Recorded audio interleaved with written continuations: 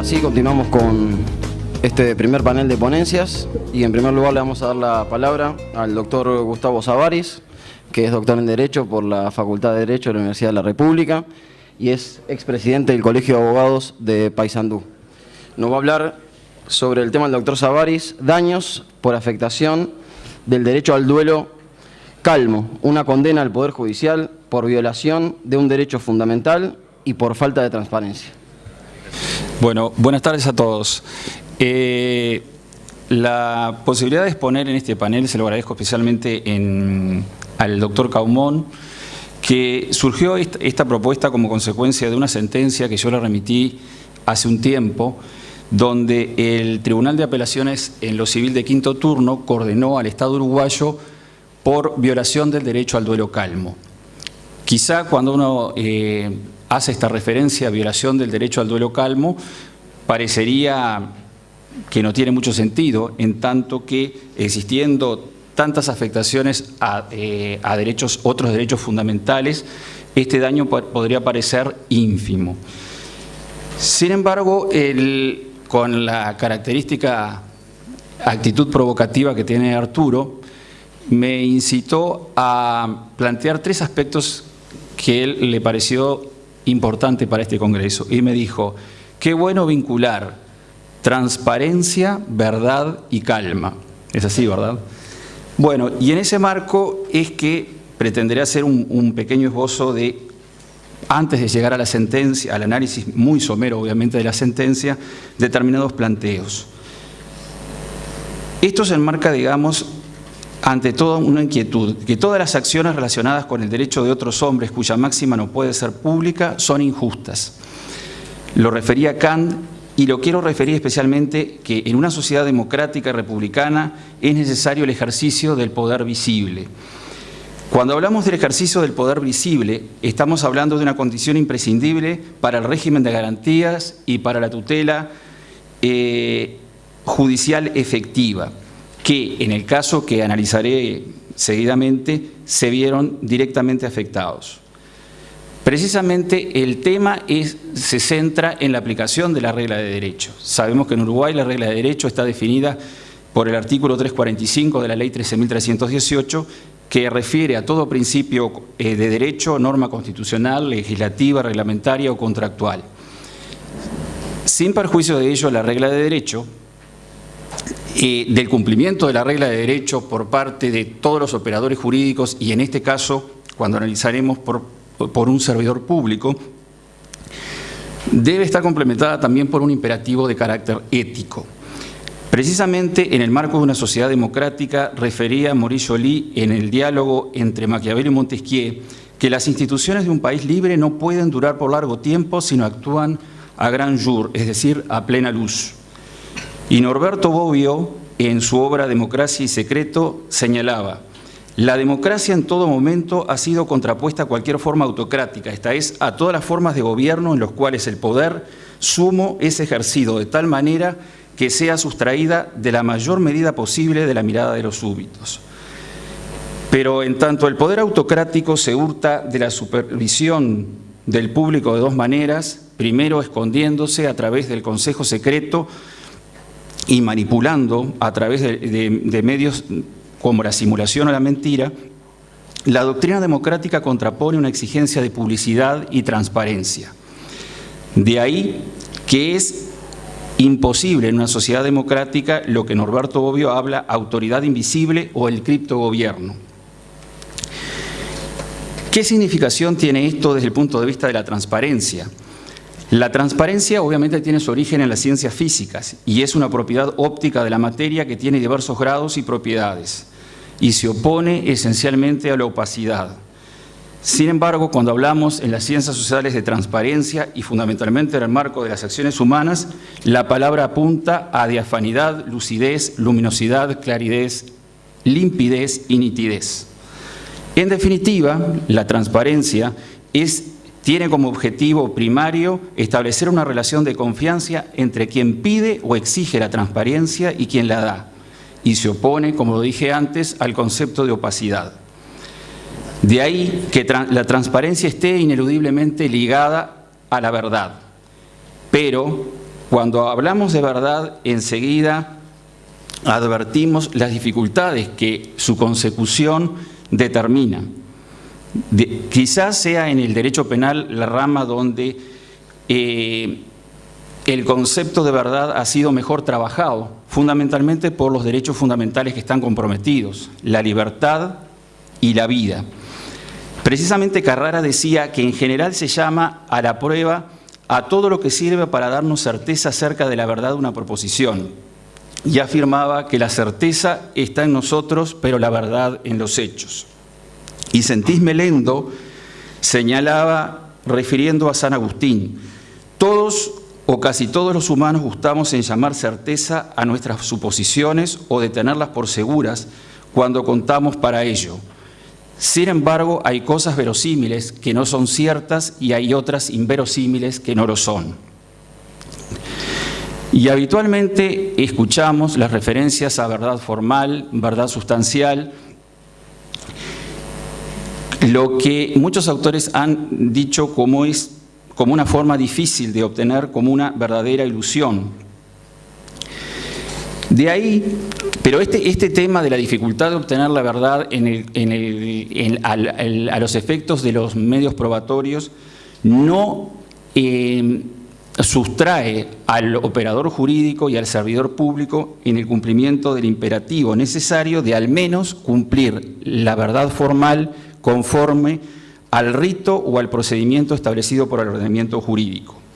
De ahí que la motivación de las resoluciones judiciales en expresiones de Tomás Javier Aliste Santos tiene una doble significación.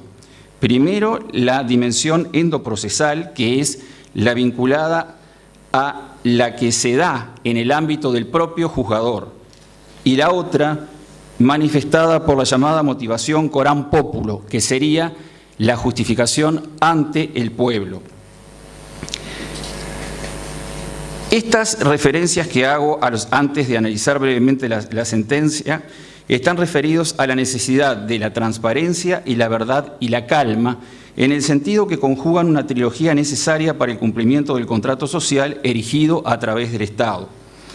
Precisamente los supuestos propios del absolutismo se orientaban al mecanismo del llamado arcana imperii, es decir, de los secretos del poder.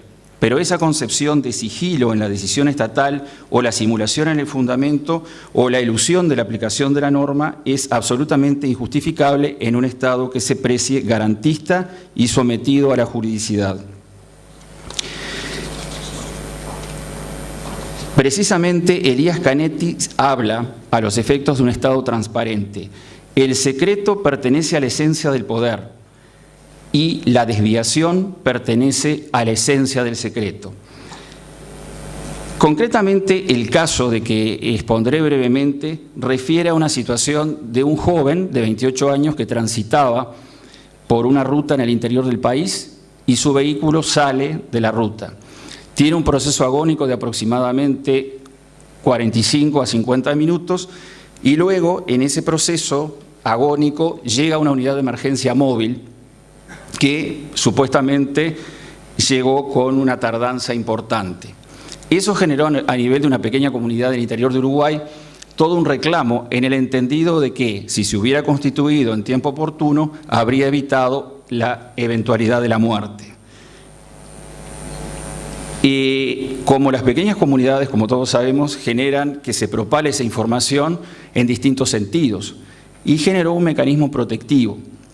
Se constituyó el médico forense, que pertenecía precisamente, era dependiente de la unidad de emergencia móvil, y determinó que el forense efectuara un informe que en definitiva nunca fue una autopsia, donde aseveraba que el fallecimiento se había producido de manera inmediata por fractura cervical y otras lesiones significativas. La versión del forense no convenció a la familia y determinó que consultara a la Cátedra de Medicina Legal de la UDELAR, donde la profesora interviniente advirtió determinadas inconsistencias de ese informe y determinó que se pidiera una nueva autopsia, que fue negada por el Poder Judicial, entendiendo de que la primera era suficientemente ilustrativa sobre los hechos. Ante el informe presentado por la Cátedra de Medicina Legal, recién luego de 14 meses fue posible una segunda autopsia. El cuerpo fue derivado desde el interior del país hacia Montevideo y en esa oportunidad los 3 médicos forenses del ITF concluyeron de que no había existido una primera autopsia. Esto determinó que con posterioridad se promoviera una demanda civil donde se demandó al Poder Judicial, en tanto el médico forense dependiente de ese poder, y también al Ministerio Público, por cuanto se entendió que había en las manifestaciones vertidas por el médico forense una falsificación ideológica de documento público en la cual el Ministerio Público no había ejercido la pretensión punitiva estatal. En primera instancia, la demanda fue desestimada, basada en el derecho a la verdad.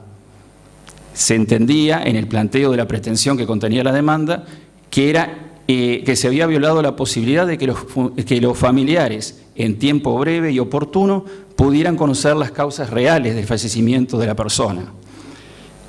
El argumento sostenido por el juzgado de primera instancia en lo contencioso administrativo de tercer turno versaba en que la persona de toda manera iba a fallecer.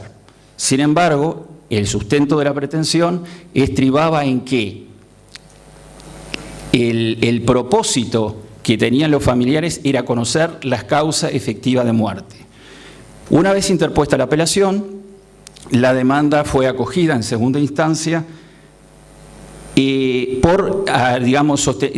basando el fundamento de la misma en la violación del derecho al duelo calmo y haciendo caudar en el artículo 72 de la Constitución de la República, que para los que no son uruguayos establece que los derechos, deberes y garantías que consagra la Constitución de Uruguay no excluye aquellos que son inherentes a la naturaleza humana o que se derivan de la forma republicana de gobierno. Es importante tener en cuenta que el tribunal, que es una sentencia publicada este año en el Anuario de Derecho Civil Uruguayo, caso 503, refiere en algunos aspectos a los siguientes. Para arribar a la verdad formal y material, autopsia realizada por el ITF, los deudos tuvieron que aguardar 14 meses, exhumación del cadáver mediante, con impacto cierto en el plano extrapatrimonial, máxime en un contexto precedido por la muerte violenta y repentina de un ser querido. Resultó probado en autos el mendaz informe forense confesionado por el doctor X. La autopsia posterior confesionada por el ITF confirmó que el cuerpo de Flores no había sido objeto de autopsia.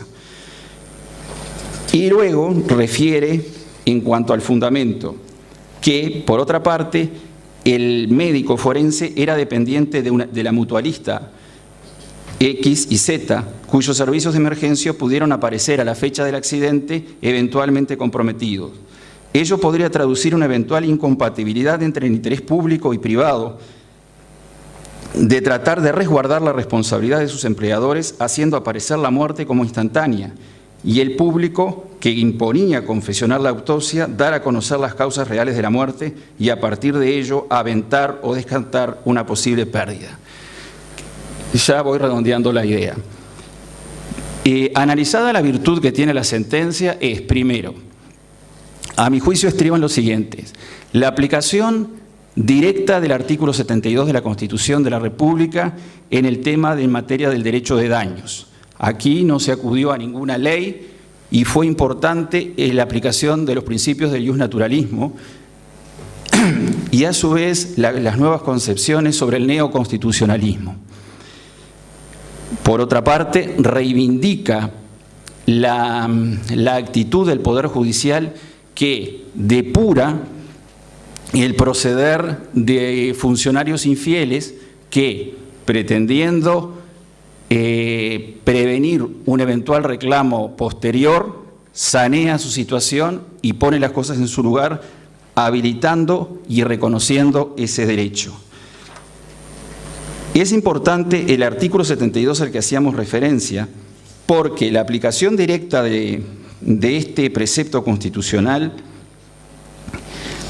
es una tendencia en que la Suprema Corte de Justicia también se ha venido afiliando.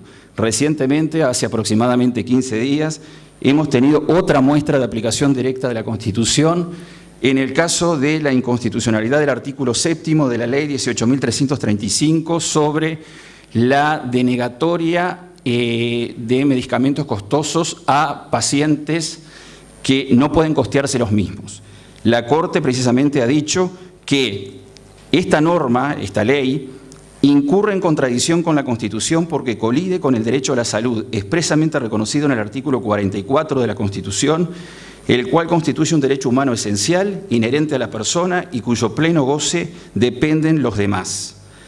De ahí que nosotros entendemos relevante las expresiones de Paolo Camanducci cuando refiere a las formas del constitucionalismo en un análisis metateórico y señala que es una ideología dirigida a limitar el poder y la defensa de una esfera de libertades naturales y de derechos fundamentales. En el caso que estaba analizando, habíamos asistido a una inusual impunidad sistémica que se había objetivado en una actitud abusiva y lesiva en que incurrió el Estado demandado en todo el íter de ese proceso judicial.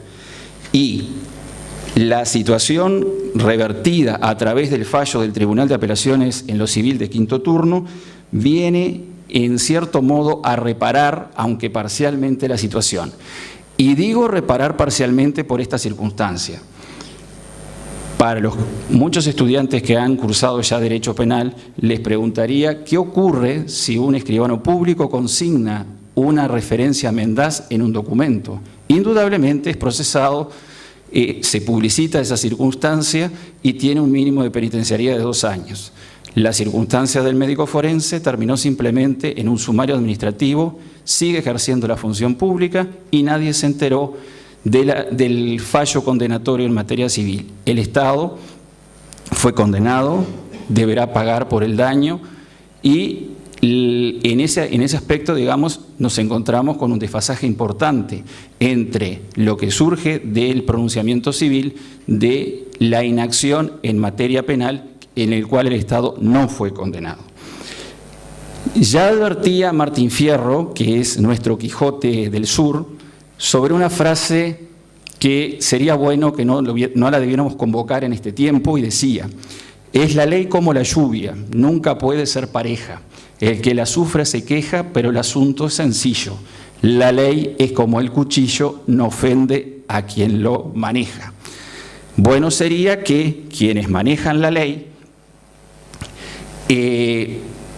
dejaran de practicar estas circunstancias en cierto modo excluyentes de la norma y comprometerse en aquellas situaciones donde, máxime en este caso, donde encontramos indudablemente un apartamiento grosero con una finalidad corporativa que tenía el médico de amparar a su empleador. Bueno es recordar, digamos, que la aplicación directa de los principios generales del derecho dan un perfil saludable a la forma como el Poder Judicial viene aplicando de manera directa la Constitución. Y también lo está haciendo el Tribunal de lo Contencioso Administrativo en una sentencia también reciente, donde una funcionaria pública de Antel planteó la nulidad del acto administrativo por negarse a la radiación que se hace en materia de control del cáncer de mama, donde usó el derecho, digamos, planteó la demanda de nulidad del acto administrativo al amparo del derecho de la intimidad, y también se aplicó de manera directa a la Constitución. Es importante esta modalidad de aplicación directa de la norma constitucional sin necesidad de que exista una norma de menor jerarquía, que sería obviamente la ley. Esto habilita la necesidad de decisiones judiciales transparentes, fundadas y precisas, y armonizadas en base al principio de razonabilidad y de proporcionalidad. Terminando diré, como sostiene Jorge Mosset Iturraspe en El valor de la vida humana, la vida se presenta como un bien, como un valor en sí, y su privación o troncamiento como un mal, un contravalor o disvalor. A su vez, es importante que la justicia, además de buscar la transparencia, prevenga lo que el autor argentino Juan M. Farina, en su obra Justicia y Ficción, señala en la necesidad de que la justicia deje de ser una ficción y devenga una realidad. Significa aplicar las normas y reglas en forma consciente, independiente del interés personal y en la participación emocional. Aparte de la virtud de la imparcialidad cualificada, una práctica justa exige sabiduría práctica, una especie de fronesis, para utilizar la terminología de Aristóteles, para realizar un juicio correcto, para actuar correctamente o distribuir con justicia, deben conocerse los hechos, las circunstancias y las personas, y a su vez no estar vinculado con intereses que comprometan una decisión imparcial. Finalmente, siendo la transparencia enemiga de la mentira, es además opuesta a la soberbia, en que algunos decisores a veces utilizan. Y digo el tema de querer encorsetar a veces con marcos o perfiles demasiado estrechos, donde no se puede salir del límite en planteos que son realmente unilateralistas. Bueno es recordar el síndrome de Procusto. Procusto era un posadero en el Ática que recibía en la antigüedad a las diversas personas que transitaban por ahí. Este sujeto que alojaba a las personas ponía como límites que las personas que se acostaban en la cama que él les proveía debían tener la justa medida, de manera que los que tenían las piernas más largas se las cortaba y las que las tenían más cortas se las estiraba. Estos planteos unilaterales que hacía Procusto también se vuelven finalmente en los inventos que matan al propio inventor, hasta que Teseo habilitó la inclinación de Procusto y le cortó las piernas en la misma forma que la venía haciendo. Quiero referir finalmente a las palabras del ex juez de la Corte Suprema de los Estados Unidos, José Natán Cardoso, en su libro La naturaleza del proceso judicial, que señalaba así: Dios oraba cierta vez y su oración era: quiera que mi justicia esté basada en la clemencia. Y continuaba: esa es una oración que de tiempo en tiempo debemos recordarla cuando el demonio del intelecto tienta la mente con la seducción de un orden jurídico científico, las que complementadas con las palabras del ilustre Labulay cuando expresaba: la justicia debe desconfiar de su propia fuerza y sentir miedo de tener demasiada razón, lo que conjugan un plexo necesario de valores para acceder a ella, sustentado en la defensa del Estado de Derecho, el amparo de las situaciones jurídicas subjetivas y en la fortaleza del sistema republicano. Muchas gracias. Bueno, muchas gracias, Gustavo, por tus palabras. Y a continuación, para cerrar este primer panel de ponencias, le vamos a dar la palabra a Manuela Prandi, que es compañera de cátedra, es aspirante a profesora adscripto de Derecho Privado 2 y 3, es abogada, escribana y también es maestrando en la maestría de Derecho, Orientación de Derecho de Años de la Universidad de la República. Gracias, Santiago. Buenas tardes para todos.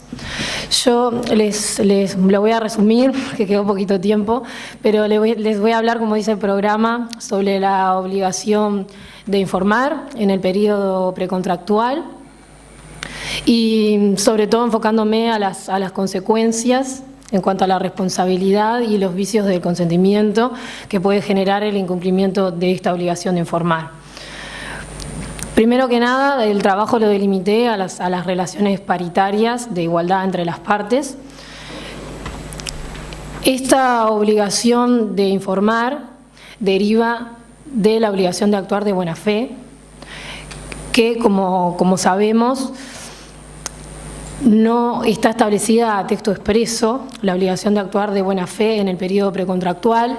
Sí, el artículo 1291 del Código Civil uruguayo lo establece específicamente para la ejecución de los contratos, pero no así para el periodo precontractual. Pero hay diversas disposiciones en nuestro Código que establecen para situaciones específicas la obligación de actuar de buena fe, de comportarse de forma leal, honesta, y a raíz de esas disposiciones específicas, como por ejemplo en el caso de vicios ocultos del contrato de compraventa o de vicios ocultos en el contrato de arrendamiento, donde cuando el sujeto conoce el vicio de la cosa y no lo informa a la otra parte, actúa de mala fe, el ordenamiento jurídico lo sanciona con los daños y perjuicios. Entonces, de esas disposiciones y otras que hay a lo largo del Código, la doctrina establece una regla general de actuar de buena fe. Esto a modo de introducción y para ubicarnos en lo que es la obligación de informar. Es un derivado de esta obligación de actuar de buena fe. Dentro de la obligación de actuar de buena fe tenemos el principio de colaboración, de cooperación, que significa que las partes deben actuar de buena fe no solo desde el punto de vista negativo, no perjudicando a quien va a ser su futuro contratante, sino también de manera positiva, colaborando, asumiendo conductas positivas, colaborando, coadyuvando con la otra parte. Entonces, dentro de esta obligación de cooperación, una de las más fundamentales y la que considero más importante es la obligación de informar, que al ser parte de esta obligación de cooperación implica un comportamiento positivo de parte del sujeto que tiene que informar, tiene que transmitir a quien va a ser su futuro, la otra parte del contrato que eventualmente celebrará. Debe transmitirle la información que conoce, qué tipo de información, cuál es el contenido de esta obligación de informar, la información que sea relevante ¿para qué? Para la contratación, relevante en cuanto al contrato que va a celebrar, a efectos de que la persona, de que la otra parte, el acreedor, digamos, de esta obligación de informar, pueda elegir de manera libre, teniendo todos los elementos a la vista, y pueda decidir tener un discernimiento cabal y un total conocimiento sobre a qué es lo que se va a obligar con este contrato, si este contrato va a cubrir sus expectativas, sus necesidades. Por otra parte, el sujeto no solo tiene la obligación de informar aquellos hechos relevantes para la contratación que conoce, sino que también tiene que informar respecto de aquellos que no conoce, tiene la obligación de adquirir esos conocimientos relevantes para luego poder transmitirlo a la otra parte. ¿Por qué? Porque de lo contrario, si no se le exigiera emplear la diligencia media para obtener esta información, se estaría premiando su pasividad. Y esto justamente va en contra de la obligación de cooperación, que como dijimos implica una actitud positiva de comportamiento. ¿Y cuál es la finalidad de esta obligación de informar? Es justamente prevenir el acaecimiento de daños, prevenir los vicios del consentimiento, prevenir una situación de inferioridad negocial derivada de la ausencia de información. Se trata de que el sujeto cuente con todos los elementos necesarios para poder decidir si contratar o no. Y en esto no hay una actitud pasiva, sino que es la otra parte quien debe coadyuvar a que este contrato se concrete, pero no en cualquier condición, sino a que se concrete de manera que las partes sepan exactamente a lo que se están comprometiendo, cuáles son los riesgos que asumen de este contrato que se va a formar. El fundamento, como ya lo adelantamos, de esta obligación de informar es la obligación de actuar de buena fe que tiene recibo en nuestro ordenamiento jurídico, en nuestro Código Civil uruguayo. Y esta obligación, para centrarnos ya ir al fondo del asunto que quiero tratar, esta obligación de actuar de buena fe puede ser incumplida por el sujeto que tiene que informar. Ambos sujetos tienen que informar a su futura contraparte de aquellas situaciones relevantes, como dijimos. pero esta situación, esta obligación se puede incumplir. ¿Y cuáles son las dos formas por las cuales se puede incumplir que maneja la doctrina? Por un lado tenemos la omisión de la información. ¿Qué significa? Que el sujeto obtiene la información y la oculta, no la transmite a la otra parte, ya sea de manera involuntaria, en cuyo caso veremos a continuación que puede dar lugar a situaciones de error, o voluntaria, pudiendo dar lugar a la consecuencia del dolo como vicio del consentimiento o del dolo incidente, como también veremos a continuación. Y por otro lado, la otra manera que se puede incumplir, la otra posibilidad de incumplimiento de esta obligación de informar es a través de la reticencia, en la cual el sujeto informa parte de la información que conoce, parte de la información que es de interés de la otra parte a la hora de celebrar el contrato, y comunica solo una parte de esa información y la otra parte la oculta. Entonces, ya yendo a las consecuencias, en primer lugar, vamos a tener responsabilidad precontractual por incumplimiento de esta obligación de informar. ¿Por qué? Porque esta obligación de informar, como dijimos, es un derivado de la obligación de cooperación y más específicamente de la obligación de actuar de buena fe. Y entonces, si se dan los elementos de la responsabilidad, si se ocasiona un daño, hay un hecho dañante, que es el incumplimiento de la obligación de actuar de buena fe.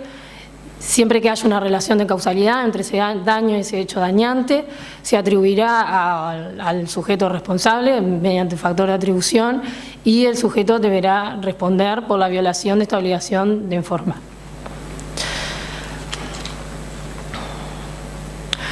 Por otra parte, si esta omisión o esta reticencia es involuntaria, puede provocar un error como vicio del consentimiento, de acuerdo a lo que establece el artículo 1271 del Código Civil.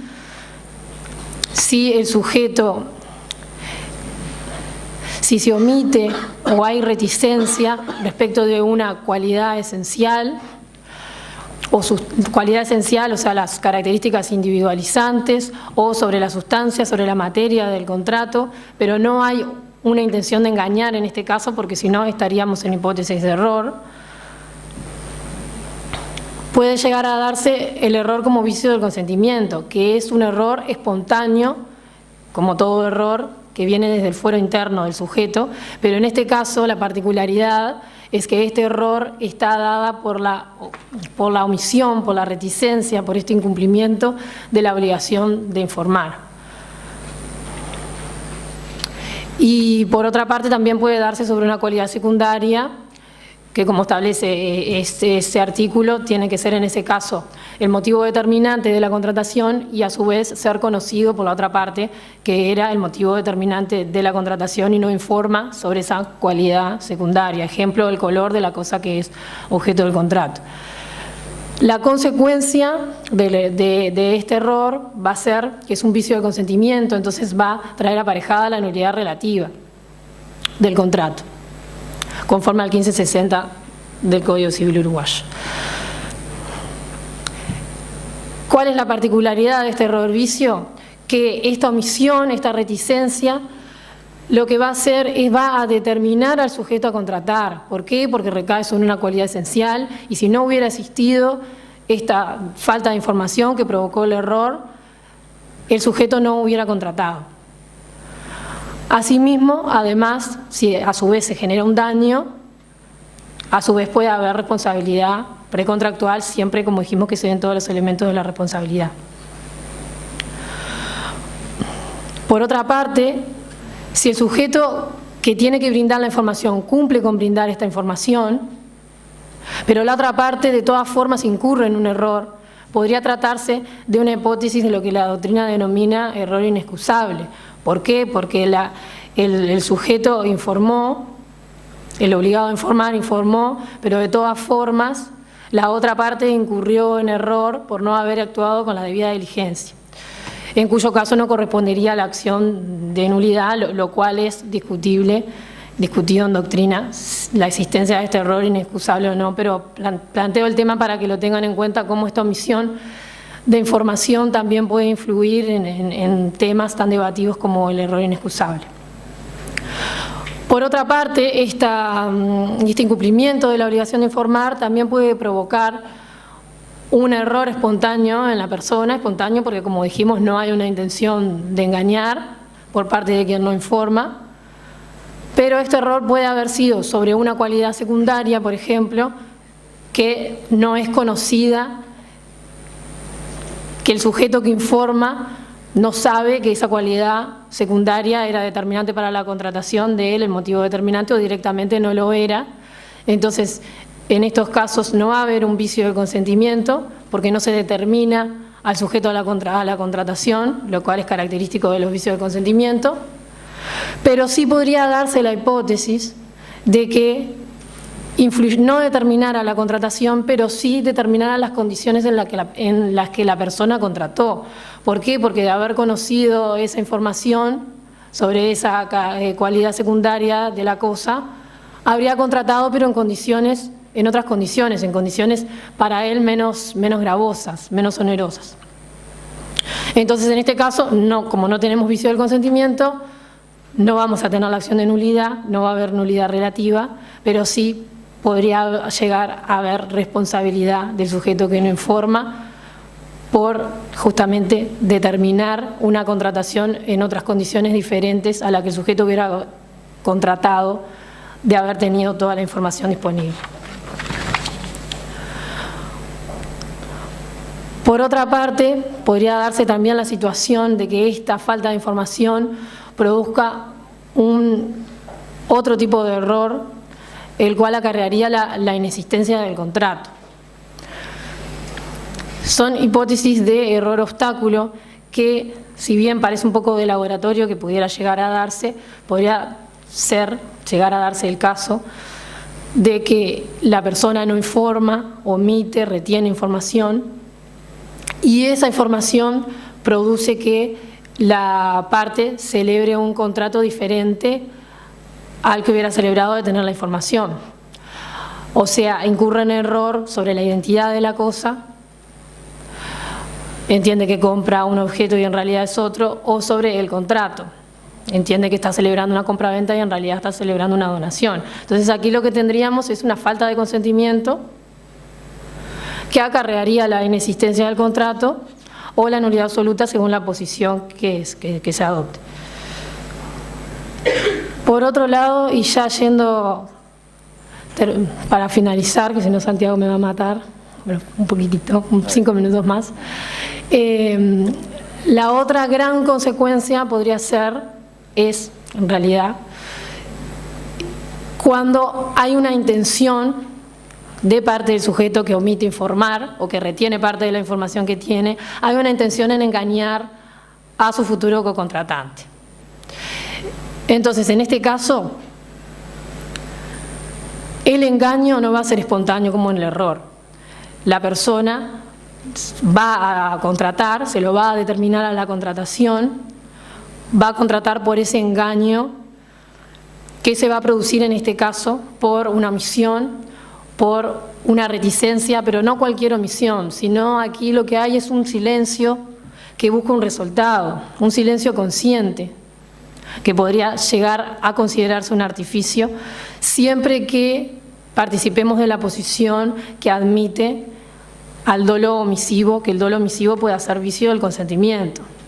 ¿Por qué? Porque como nuestro código refiere a palabras o maquinaciones insidiosas como el elemento material del dolo, es bastante discutible que el dolo omisivo pueda llegar a ser dolo como vicio del consentimiento. Pero si admitimos que este silencio es intencionado, es calificado, dirigido especialmente a producir el contrato, podría llegar a admitirse el dolo negativo omisivo como vicio de consentimiento. Lo que va a tener que existir acá es una relación de causalidad entre esta omisión, esta reticencia a informar y la contratación, porque el sujeto va a contratar por esa omisión, es lo que lo va a determinar a contratar. Entonces, si admitimos la existencia del dolo omisivo, acá va a haber una omisión, una reticencia que va a producir la nulidad relativa del contrato, va a haber un vicio del consentimiento y eventualmente, si hay un daño, también responsabilidad. Por último, ahora sí para ir redondeando, el dolo incidente, regulado en el artículo 1276 de nuestro Código Civil, podría, en esta circunstancia que estamos analizando como incumplimiento a esta obligación de informar, esta omisión, esta reticencia a brindar información relevante a los efectos del contrato, el sujeto lo hace con la intención de engañar a la contraparte, de obtener al cocontratante, de obtener la contratación, pero no lo obtiene, porque el sujeto de todas formas hubiera contratado, por más que hubiera sido consciente de que estaba siendo sometido a esa omisión o esa reticencia intencional. Pero sí, lo que va a determinar este engaño es las condiciones más gravosas para el sujeto en las que finalmente contrató. Sí va a haber una relación de causalidad acá, pienso, pero esta relación de causalidad se va a dar en este caso entre la omisión o la reticencia, el incumplimiento de la obligación de informar y las condiciones en que el sujeto contrató. No en la contratación, pero sí modificó sus condiciones. Entonces, aquí no vamos a tener una acción de nulidad, porque justamente para que haya una consecuencia tan desfavorable como la acción de nulidad de un contrato y en virtud del principio de seguridad jurídica, se prevé esta sanción tan importante como la nulidad relativa para casos extremos en los cuales el dolo determinó la contratación. En este caso no va a haber nulidad relativa, pero sí el sujeto va a ser responsable si ocasionó un daño, porque la obligación de informar forma parte de la obligación precontractual de actuar de buena fe, y si incumple esa obligación y genera un daño, el daño debe ser reparado. Lo establece específicamente el artículo 1276 de nuestro Código, pero considero que aunque dicha norma no existiera en nuestro ordenamiento jurídico, de todas formas y en base al principio, a la obligación de actuar de buena fe, ese daño debería ser reparado y el sujeto debería hacerse responsable. Bueno, muchas gracias.